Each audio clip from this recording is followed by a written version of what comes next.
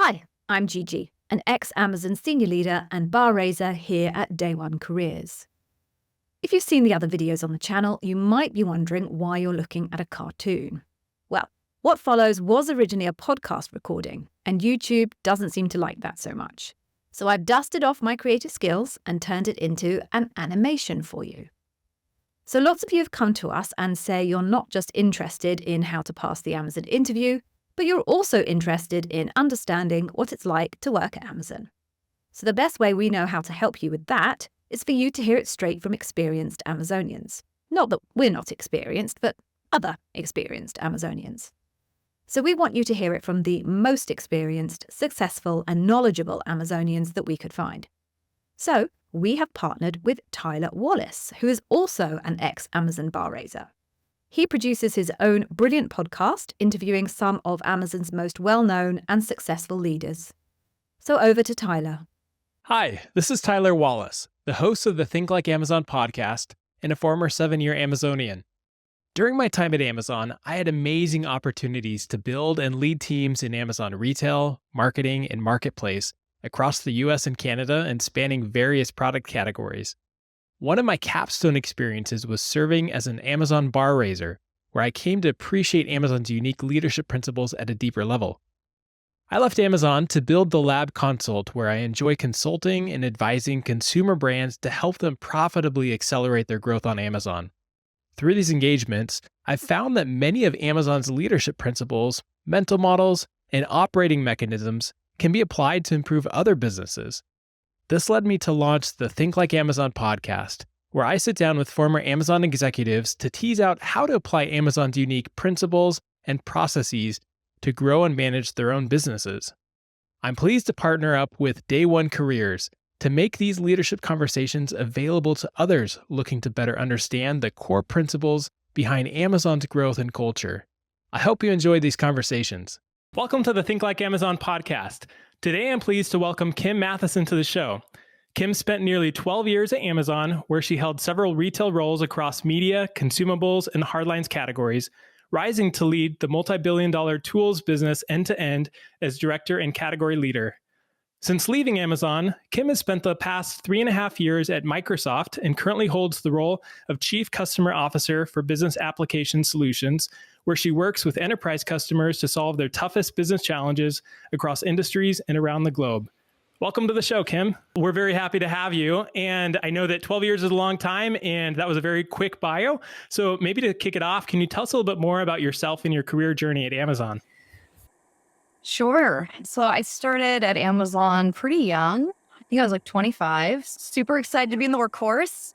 And I was lucky enough to start my career at that time in the US books business. So it was the mothership of Amazon at the time, and got to learn from a lot of people who were in the first few hundred employees at the company, which was just such a gift. And one of the cool things about working, I think, in any company in the original core product group is you learn how things were originally meant to be.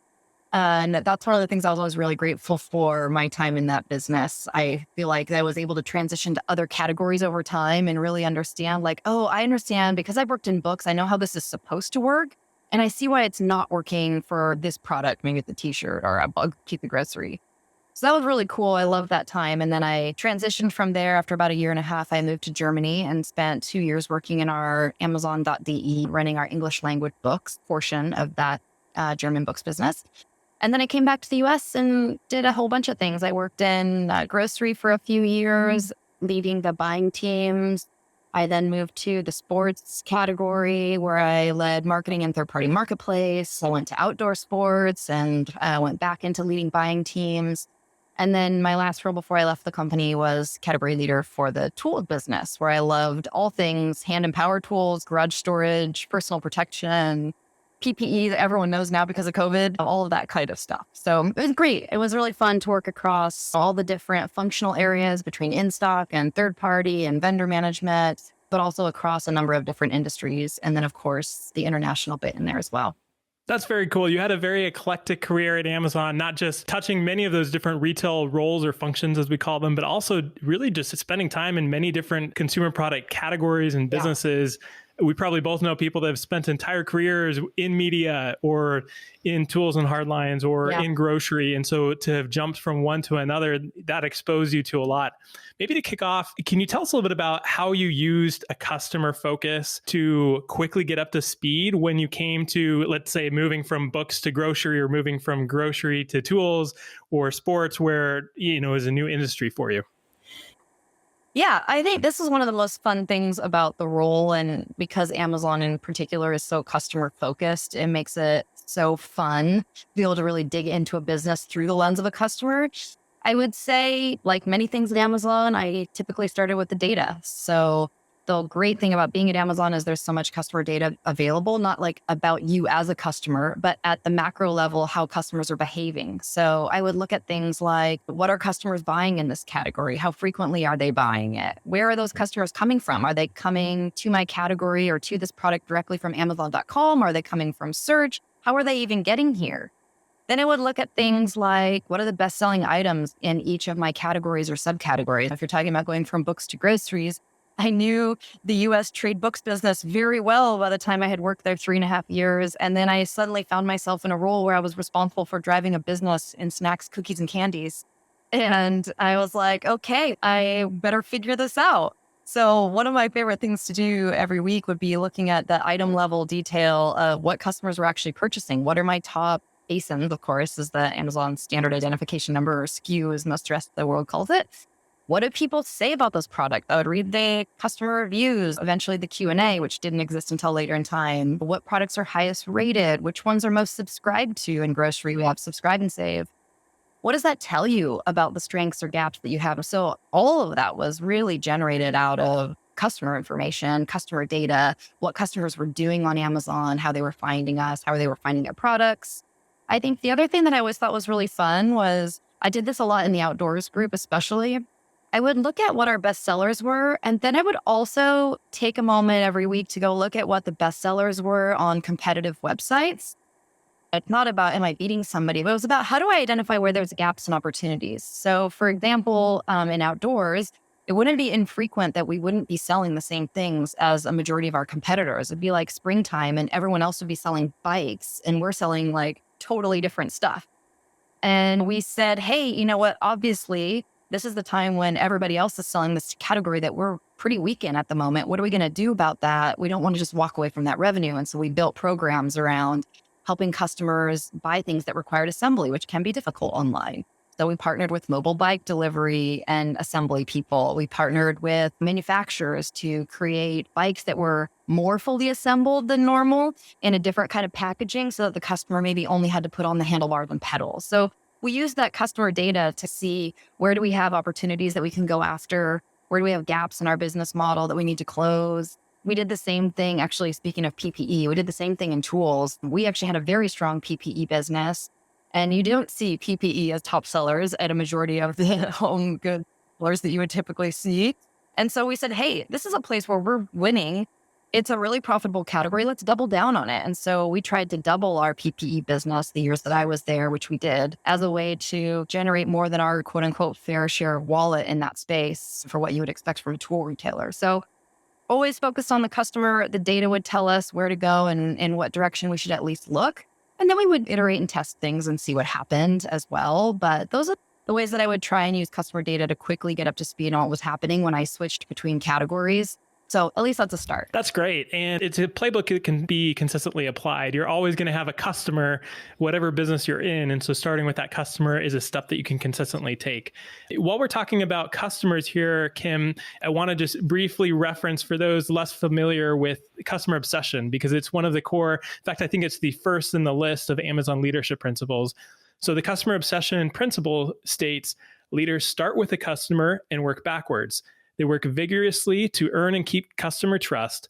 Although leaders pay attention to competitors, they obsess over customers. And I think that's so great. You just exemplified through your own experience and process how you started with customers. You didn't go in, okay, I need to understand all my competitors and then I'll talk to customers. But I also want to go back to something that you shared, Kim. You mentioned that you started with data. You shared, be it looking at selection gaps based on the season, looking at top selling products and customer reviews. You mentioned several different data points in there and that you would make time to look at those. And then you also shared that from those insights, you piloted or launched whole programs to improve the customer experience. So clearly you went deep enough to really understand where those gaps were and understand where customers wanted to be delighted. Can you tell us a little bit more how you systematized or structured that customer research in your role?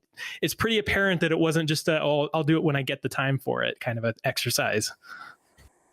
Yeah, I think I had my own processes. And then, of course, Amazon has its processes that I think do a pretty good job of forcing these behaviors. So, for example, Amazon has in the retail organization, there's the weekly business review. So every Wednesday, everybody in the organization at the leadership level gets together and talks about what went well, what didn't go well in the prior week. Is the business on track? Was it on plan? Was it off plan? And as category leaders and divisional merch managers or the folks that are managing buying teams, we're really responsible for looking at that data at the item level. And that is part of the rigor that Amazon drives, just I would say across all businesses. Of course, then that extrapolates to the monthly and the quarterly. So those mechanisms were in place at the corporate level. I would say in addition to that, though, there are other things that we did that I just thought were fun that led to a lot of some of the out of the box thinking on how we could improve our customer experience over time. So, for example, there is a mechanism at Amazon that I'm sure many of your listeners have heard of called the press release or the PR FAQ, which is Amazon's documents structure that says you start with the end in mind and then meaning the press release. So you write this one-page document that succinctly identifies what exactly are you trying to do. If this was going to be released in the New York Times at some point, what would you want people to say about it? And what would you want your program, service, et cetera, to do? So every year, as part of our operational planning cycle, the leadership would be responsible for coming up with a few ideas. And I always liked to engage my team in this because I felt like oftentimes it's the people who are like really in the nitty-gritty day to day who know the best what the customer pain points actually are, or the vendor pain points, or the seller pain points for that matter. And so we would do this little thing where every 3 months we would have like a scheduled meeting. And I would ask everybody on the team to submit 3 or 4 sentences for their best idea of what we could do as a business to either drive growth, lower our cost structure, both of which generate customer improvement, or any other sort of customer experience improvement that might be a little bit more difficult to measure. What if we just improved this particular site or made this content better or whatever? And everybody would submit their little 3 or 4 sentence blurbs. And then we would get together and with like a very, very rudimentary system, like literally sticky note on the whiteboard, we would literally just go around and everyone would get 2 or 3 votes and we would vote on which of these sounds like the best idea. And we'd pick the top 3, break into small groups. And again, we're doing this like an hour. So it's not a massive time commitment, but it's enough to get a lot of ideas generated. And then we'd break into 3 groups. We'd spend maybe 20 minutes a group in our small groups trying to flesh out the idea that was 3 or 4 sentences and really think through, okay, if we had to write a press release for this in 20 minutes, what would it look like? What do we think the output that we want is? What are the customer experience improvements? What is this going to do for our business? And we would just write them up quickly. And then we would vote again on which of those 3 would be the best. And that would be the one that I would take forward to our leadership. And then everyone felt like they got to be included. People understood why this idea versus that idea. And it helped them generate even better ideas because they would understand why certain things had been selected based on the type of opportunity or the type of customer improvement. So it's pretty cool. I always thought it was really fun to see what people would come up with too, and loved that by the time I would take it to our leadership, it actually really had everybody on the team's fingerprints on it. So even if it didn't get chosen, everybody felt like they had the opportunity to contribute. I think that's great. And a couple points I really liked there, Kim. One is that you involved your team. So it wasn't this idea that as the leader, in many cases, probably the most tenured or experienced person on the team, you had the best ideas. It was really pulling across diverse perspectives and diverse talents and vantage points from your team. And then I also like that you mentioned that this ideation, post-it notes on a whiteboard exercise didn't take very long. You spent, I think you said, an hour on this initial approach. But I think that many companies could go about a similar ideation approach using different angles. You could say, hey, we're going to put together a revenue pro forma and each person come up with a revenue forecast for their idea. And you'd probably get a very different set of ideas than the approach of let's go at this writing a press release or writing key points to a press release and ideating from that lens. And I think that really helped anchor things on, okay, what is the experience that this idea would deliver? And that's really cool. So it, again, plays into the customer obsession principle. Yeah, it's interesting. I've done it a couple different ways. The other way to do that, or to think another option, not the only other option, but another option that I see people do a lot, is they'll have a day-long workshop. But I find in those sometimes that when you get the whole group thinking at once, you end up on one idea, and then you end up spending the whole rest of the workshop on that one idea, versus like when you have to look at a 25 or 30, was my team size at the time, different ideas, you really start to think through all of the different possibilities that are there. And sometimes you even leave feeling like none of these are big enough. None of these are good enough for our customer. This isn't enough to move the needle. We have to think bigger. But being able to see the breadth of it and actually having people submit something in advance so you have something to start with is, I think, easier for, especially if you're in a big group, than trying to get the whole group to get the same input from everybody. So this was the thing that worked the best for me after lots of different iterations. And I would tell people, hey, I'm trying this thing out, and people would give me better tips. Hey, use sticky notes to vote. It's faster, or dumb things that just make it easier, that were simple and low tech, but effective. That at the end of the day, you don't have to spend a ton of money to come up with these ideas. It's just about, what do customers really value? They value things that drive convenience, save them money, get them the selection that they want when they want it. And anything that you guys can come up with around this idea is going to be considered. So I think it's also really empowering to think that, and at Amazon, you actually have the authority and the support to just go do it. So that's another cultural benefit of working at Amazon, I think, that can't be overlooked, because a lot of people come up with great ideas at all sorts of other companies. Amazon's, I think, superpower is the ability to have a strategy like that, but also back it up with the plan and execution. Certainly. Yeah. And I agree with you that each of these leadership principles that form part of Amazon's culture interplay a lot on each other. You really can't execute on that customer obsession if you don't have bias for action, if you don't have ownership, and if you can't take that idea to the finish line. If it dies in step 2, then you haven't really delivered anything for your customer. I want to go back, Kim, to something you mentioned in this process, that you would not only think about the consumer, but you'd also think about vendors and sellers. And Amazon often talks about its sellers as another set of customers in addition to the end consumer. I know that during several of your roles, you were also responsible for the seller business, or the seller P&L for the categories that you led. So in those roles, can you tell us a little bit more about how you thought about earning and keeping trust with sellers as a customer? I will just come out of the gate with, seller trust is critical to Amazon's business. Like, full stop. I think people underestimate how important and how meaningful that is to Amazon employees. And I never had a day where I didn't think about what would be the best for our sellers, as well as for our customers and our vendors, to be honest. I spent a lot of time in vendor management and business development, and I love working with vendors. I think it's fun to work with people to figure out how everybody is going to win. And that's not always possible, but it was fun to try. And I think with sellers, there's a couple functional things at Amazon, and you probably saw this too. There's like literally a physical wall between the people who work in third party and the people who work in first party. And the only place that data on first party and third party come together is at the category leader position. So as the leader of the business, you get to see both sides and the details of both sides, but not everybody does. There's a high degree of trust and responsibility that's placed in the role of people who have access to seller data. So I think just knowing that from people on the inside is perhaps helpful, but also helping sellers and realizing there's a bit of a different mentality. They are definitely a different customer group, but they also have different goals. So when you're talking about a customer, it might be like, I want this package on my doorstep by 4 p.m. today. When you're talking about a seller, this is someone who's like trying to grow a business. So it's a different set of things that are going to motivate them. And so we would try and partner with sellers and drive trust by helping them understand where we foresaw the biggest opportunities in the business that we thought they could fulfill. So maybe I know that I'm going to lose supply from a brand in 3 or 4 months, and I'm going to want to provide that supply to my customers. So I could proactively outreach to a few of our bigger third-party sellers and ask them if they'd be able to procure the selection, so we don't have a gap in an ability to fulfill customer orders. Or maybe there's selection that Amazon's just unable to carry.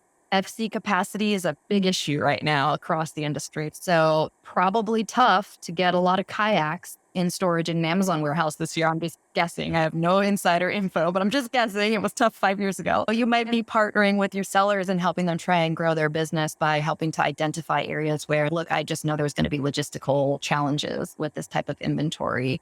Would you be able to carry the weight for a majority of our Amazon customers with your supply? So trying to find ways to drive their business and grow their business with them in partnership that felt like somebody was really paying attention, understood what they were trying to do, understood what their specialties were. And tools, I had a couple vendors that were just awesome at shipping multi-unit orders. So maybe an easy to understand example is even like in the sports business, if you're shipping a treadmill, that usually comes in multiple boxes. At the time, Amazon wasn't great at that. We're really specialized in single unit shipments and across obviously like millions of different items, which is the thing that Amazon is so good at that makes them unique in general. But when it comes to one specific widget, it comes in 3 boxes. And for the customer to actually get the full complete thing, to get all 3 boxes, that was challenging. And so we would partner a lot with other third-party sellers who just were very good at that. And we knew that we would have fewer customer complaints, fewer returns, and that these guys could grow their business in an area where it just was going to be challenging for us. So anyways, those are just a few examples of places where building trust with people by helping to understand their business and how to make them successful, and then supporting them through the growth and making sure you had their back if something went wrong and someone was complaining at Amazon exec level, that there was somebody to advocate for the seller on their behalf. Hey guys, let's not turn the seller off because of this. Like, we asked them to go do this. We need to partner through this process with them. Let's work on some different alternatives. So I think it's give and take, but those are the areas that I found to be most successful. And then a lot of the other seller day-to-day movement, I'll say, through Seller Central and all of that, honestly, just helping people through some of that stuff. If you've ever had your like request lost in oblivion, which I think probably everybody at some point, like when you're internal and you can resolve that quickly, I think that goes a long way to showing people that you really are trying to help them and care. That's great. I really like the word partner that you used several times, Kim, to describe this dynamic in terms of how you would work with sellers and try to help their business.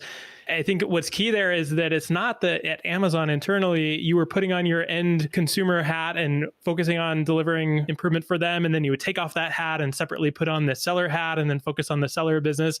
You were looking at opportunities to benefit all customers and in pulling the sellers into benefit from some of those ideas or programs. I love the example of kayaks or of knowing that you're out of stock in a certain brand and pulling sellers in to say, hey, there's this opportunity. Let me help you grow your business by helping deliver for our joint end customer. So that partner description, I think, is really key there. So we're talking a lot about customer obsession here. And I think, to be fair, most companies care about their customers. And so I think that there's something maybe a little bit different or maybe a little bit on steroids that Amazon has about its customer focus versus some other companies. Can you give us an example, or is there an example that comes to mind of a time at Amazon that for you really illustrated the length that Amazon would go to earn or to keep customer trust? Can't think of one specific example that was like an aha moment for me, because I feel like it was just that way every day. And maybe the best way to describe it is like how often we would do things that would probably seem just insignificant to other companies that just were so common sense to us. Like it could be anything, like this customer has called and said this item was dysfunctional 3 times. Okay, maybe it is. Let's just trust them. And that was, I think, one of the unique things at Amazon is like, we never asked our customer service associates, our buyers, our in-stock managers to second guess customers. It was like, there was no one ever asked me, do you think they're telling the truth? Like, just send them a new one, just make it happen. And then we would work on figuring out how to improve the shipping process or whatever else was broken that was leading to that bad customer experience on our side, on the Amazon side, with the vendors or with our logistics partners. But there was never, ever a time when anyone asked me to question a customer. It's like, just trust them, start by trusting them, and then figure out if there's a trend. And oftentimes it was a problem with something that we had done. Something was broken at the warehouse. And I remember there was an anecdote that I'd heard in one of our customer service trainings. So at a certain level at Amazon, every year, you probably remember this, Tyler, that you have to go to the call center for a day and take customer calls with our CS agents. Of course, they don't let us talk to customers because that's probably risky, but we sit through them and listen to them and ask questions. And I remember there was this story that they told us about how this customer had called, and it was about like, I don't know, it was like a wooden desk or something. And it was actually Jeff Bezos was in the training with CS, and the customer call agent that was sitting with him said to him before they even picked up with the phone with the customer, oh, this thing is going to have a scratch across the top. And Jeff asked the guy, well, how do you know that? And he said, oh, because I get like a call a week about this particular item, and it's always because it has a scratch across the top, and we're going to dispatch them a new one. And it's likely that the next one might also have a scratch. And so sure enough, they picked up the phone with the customer. That was what the issue was. They resolved it. She was happy. Of course, she didn't know Jeff was on the phone. And that was the impetus for the and-on cord, which is a process by which any customer service agent at Amazon could just hit a button that would take an item down for sale across the website everywhere. So you didn't get asked as a buyer. You didn't get asked as a supply chain manager. You could have 1 million units of something in stock and customer service could take it off the site for sale because they felt at their discretion that item had too many customer contacts or too many customer damages, and they didn't want to keep that going. So I think that is one of the most exemplary examples of customer obsession at Amazon. And those are the kinds of things where you just don't question the customer, right? Like other companies would say, there's no way this desk came to that guy 3 times scratched. And we were just like, it must have been scratched 3 times. Let's go fix it. And then someone's responsible for calling the vendor and figuring out, turned out in this case that there was something about the packaging where when it went through the mail, there was like a staple or something that scratched the top of the desk and people didn't like it. So anyways, I think that's one example where I think it was really just exemplary. I don't have a better word of how much Amazon cared about customers and processes that they would put in place then to make sure that things like that didn't keep happening for customers. Those are the kinds of things that I am always and was always proud to say I was an Amazonian over. I really like that you brought up the and-on cord process. First of all, it says a lot that after 12 years at Amazon, you feel like you never had an example where a leader said, this one time, let's assume the customers are wrong in that we are right on this one. So that didn't happen. But I think that if you don't have the mechanisms to back that up, then that really puts a lot of dependency on the leaders across what is now a huge organization to all uphold that same mentality. And so I think the and-on cord example is a great example of how Amazon has actually put a mechanism and structure in place so that if there's any doubt, if there's any new team in some new geography of the world that's, hey, do we empower any employee at Amazon to bias on the side of customers? We have this mechanism called the and-on cord that we look at every week in our business reviews. I think we should. And so I think that's a great example. Yeah, I remember there was also another process in that weekly business review, the WBR that we referenced a little bit ago, where every week across the whole company in this review, there were 5 items across the company that they would highlight that were the most contacted, like customer service received the most calls about these particular 5 items. And it was always a random set of stuff across the company. And the years that I worked in grocery, I spoke in that meeting every single week in front of every category leader and all of our executives. And it was always something like sugar-free Haribo gummy bears. And there was always a customer complaining that somebody got sick. And so there was a question about, was the product, something wrong with the product? It literally took me having a scientist write a letter that like eating too many sugar-free gummy bears is not good for your belly. And if anyone eats a 5-pound bag, they can expect to experience these symptoms to get all the book for talking about these things, because that is how much the company was biasing to. I know you told us that last week, Kim, but they're on the list again. So are you sure that they're safe? Are you sure? I'm like, yes, eating 5 pounds of gummy bears is just not good for you. It's going to make you not feel good. There's nothing wrong with the actual gummy bear. But like every week for a year. That's so funny. Unfortunate, but it's also interesting to just think about the scale of Amazon and realize that Amazon sells so many sugar-free Haribo gummy bears that each week somebody in the world is eating over 5 pounds in one sitting. That is true. I hadn't thought about it that way. Kim, I want to fast forward a little bit since we just have a few minutes left. You've now since left Amazon and you've spent the last 3+ years at Microsoft. Are there components of the customer obsession principle that you feel you've taken with you or built upon in your recent roles? Yeah, absolutely. And I think honestly, that's one of the reasons why Microsoft was interested in me as a candidate. I think there's just a general sense that folks from Amazon have a really strong customer obsession. And under Satya, our company is really shifting.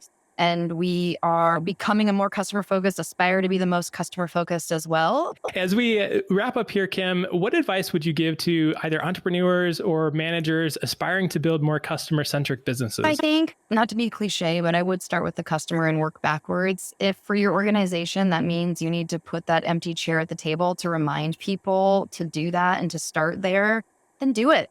It's not weird. It's not geeky. If it helps, use every tool available to you to try and drive a cultural transformation with the customer at the center of your business. I have seen, just based on my experience since I left Amazon, how challenging that can be, especially for existing businesses who may have organizational structures in place that make it difficult to do this. And it truly can happen that you have an organization that it's structurally difficult to do what's right for the customer because decisions are made in a disaggregated way across the company. Maybe one division isn't talking to another division and you don't really even see, there isn't a place to see where that's causing customer friction. So really take a hard look if you think you have those kinds of organizational structures set up. And then I think as leaders, we have to be willing to be in that uncomfortable position where we have to go unblock those organizational structures and the barriers that are preventing people from being focused on customers, or really take a hard look at how we're measuring our people. Are we inadvertently goaling people in ways that are actually detrimental to our customers? I've seen that as well, obviously unintentional. But sometimes these unintended outcomes actually make things more difficult for our customers. Maybe we said drive a lot of revenue, but that meant making short-term decisions about how we treat our customers. And I'm not saying that's a Microsoft example, but I've seen this in other places. And so really challenge yourself, I'd say, to eliminate roadblocks. Instead of starting with, we could never do X, Y, or Z because we're just not set up that way. Maybe start by thinking, what if we assumed that everything was possible? What would we have to do in order to enable this customer improvement or this new program or whatever it might be? And really challenge yourself on whether the assumptions you're making about the impossibility of something are true or couldn't be changed. I think most of the time they can be. It's just about our tolerance for and our ability to get them done structurally and how much appetite we have to do that. And if you're just starting out, it's a lot easier because you can build a more customer-centric native culture.